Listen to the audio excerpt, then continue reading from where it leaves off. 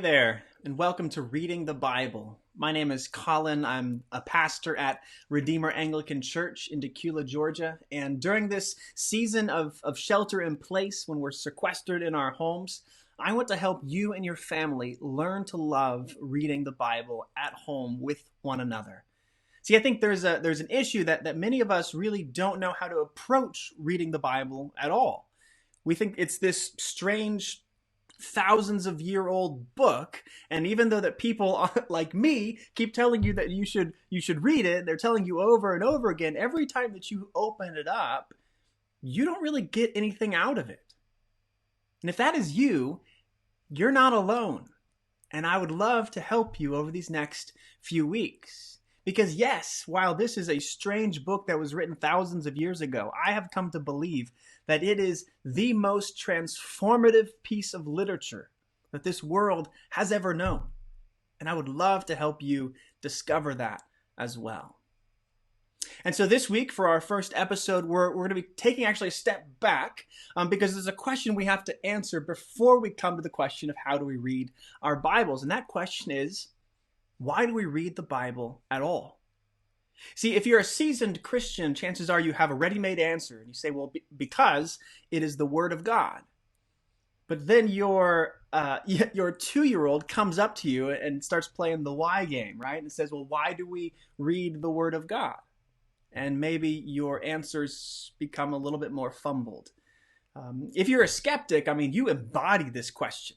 You do not understand why your friends who are Christians bother to read this ancient, irrelevant, archaic book at all. And so this week, we're going to be looking at that question. Why do we bother reading the Bible at all?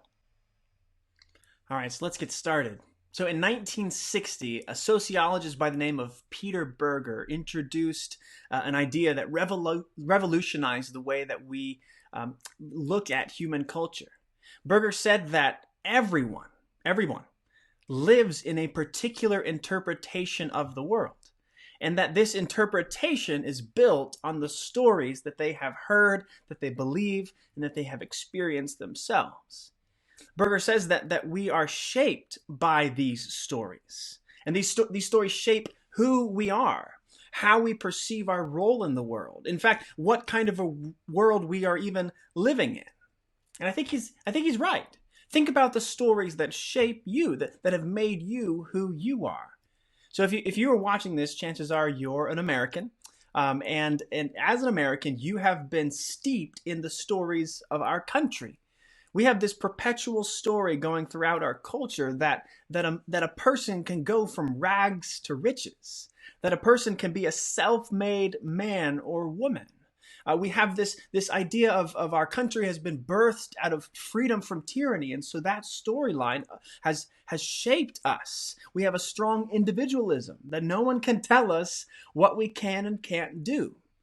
So we have the national storyline affecting who we are. But you also have some stories in your families that have shaped who your families are, but also who you are individually.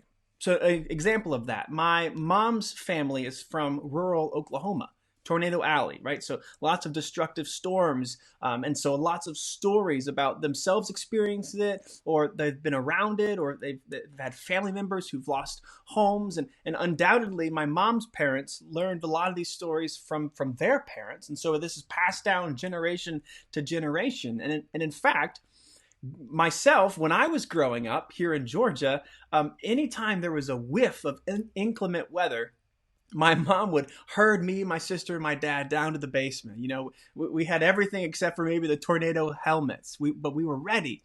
Now, why was she acting that way? Because of the stories that she had heard and that she believed that she experienced from her childhood, being brought up by parents who lived in Oklahoma. And so the stories of her life affected how she was viewing the world. I wonder what stories have made you who you are. Think about it another way like this.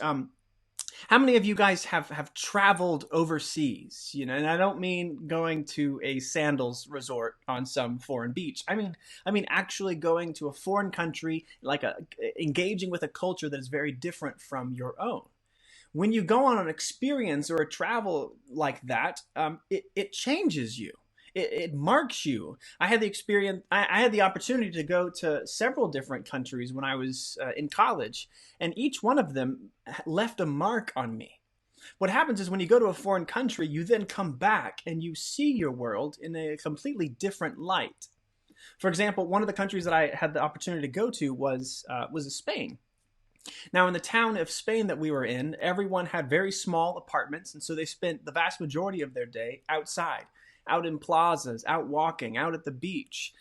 They would spend a lot of time with friends and with neighbors. And in fact, they would often go out to eat together. And whereas a meal that I'm comfortable with, which is 90 minutes to 2 hours, these meals would last hours and hours and go well into the night as they're just fellowshipping with one another and having a great time.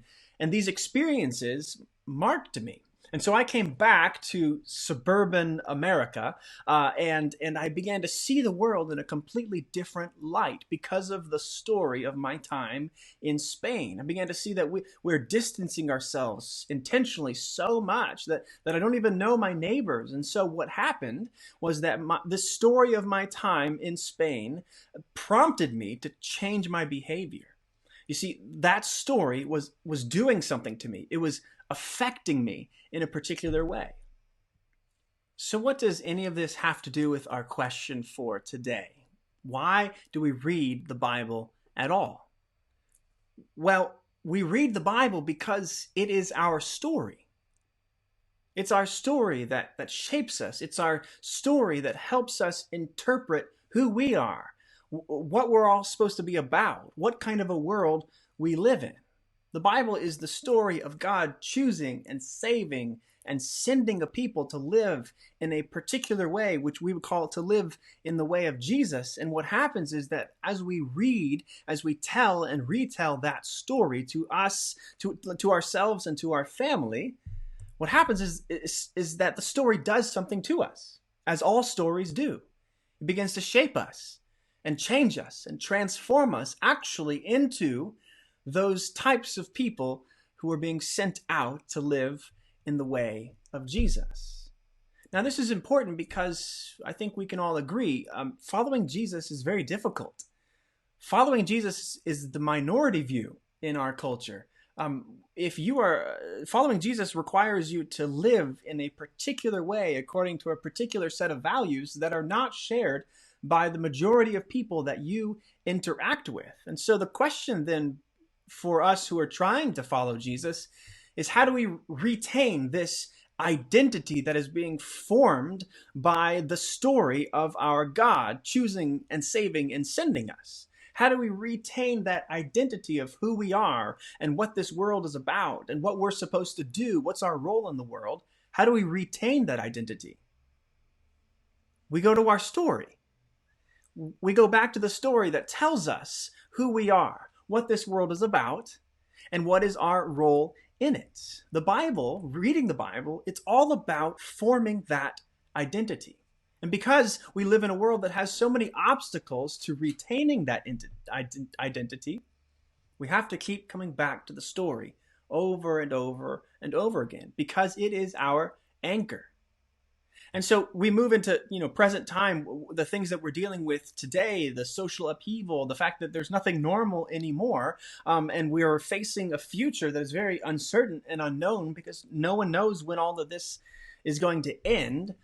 We're looking for an anchor because we're asking those questions of who, what am I supposed to be doing now? What kind of a world do I really live in? And God's people have always been going back to the Bible, back to their story, in order to provide anchors during times of uncertainty. It goes all the way back to when God's people, the Israelites, were on the cusp of walking into the land that was promised to them by God, but also a land that was filled with their enemies and armies and fortresses. And so in Joshua chapter 8, on the eve of crossing the border, what does he do? He gathers all of the people together and they read collectively. They read as a community. They read their scriptures. Why do they do that? In the face of uncertainty and unknown, they're looking for an anchor. And so they go to their story. the story that provides the interpretive lens for how they view themselves and for how they view the world. And so why do we read the Bible at all? Because we want that story to always be in front of us. We want that story to be the story that shapes us and transforms us. We want the story of God choosing and saving and sending a people to live in a particular way, the way of Jesus. We want that story to color our behavior, our thoughts, the way that we interact with our family, and the way that we do that, the way that we stay anchored in that life is by coming back to the scriptures. This is why they were written. This is why they've been preserved for thousands of years. This is why we read our Bible. And so each week, what I would like to do is leave you guys with some things to chew on with your family over the next week. And so I just got 3 questions that you guys can talk about over the next 7 days. First, we talked a lot about stories, the stories that form our identity. And so what are some of the personal stories that you have that make you you? Or maybe if you're a family, what are the stories that make your family your family? That give your family a sense of identity. What are those stories? And the second thing is, for those of you who know the story of the Bible, how does that story change the way that you view yourself, or the way that you view others, or the way that you view the world? How does the story of God calling and saving and sending a people to go and to live in the way of Jesus, how does that change the way that you interpret your world? And lastly, you should ask one another, if someone were to come up to you now and ask, why do you bother reading the Bible? What would you say to them? How would you respond to them now? So that's all we have for today. Come back next week again, Friday around 4 o'clock. We'll post our next video. Next time, we're going to be looking at another really important question. We have said today that the Bible is a unified story. All 66 books of the Bible, they all present a single macro narrative, this one storyline. And so the question for next week is, what's that story? What is the story of the Bible in a nutshell? If you guys want to find out any more information about reading the Bible, if you want to connect with me, ask any questions, if you want to connect with Redeemer Anglican Church, I invite you to go check out our Facebook page. Go check out our website as well. Contact us in any way that you can. We would love to connect with you in this time. Even though we're all social distancing, we can still find ways to connect and to respond to what God is presenting to us in his scriptures, in this amazing story that is ours. So I hope that you engage that story this week. I hope that and I hope that story would color your world, that would shine and enlighten your thoughts and your hearts and your souls and your minds throughout this week. And as the Father, Son, and Spirit walk with you in your faith journey. So have a great week, guys, and we'll see you next week.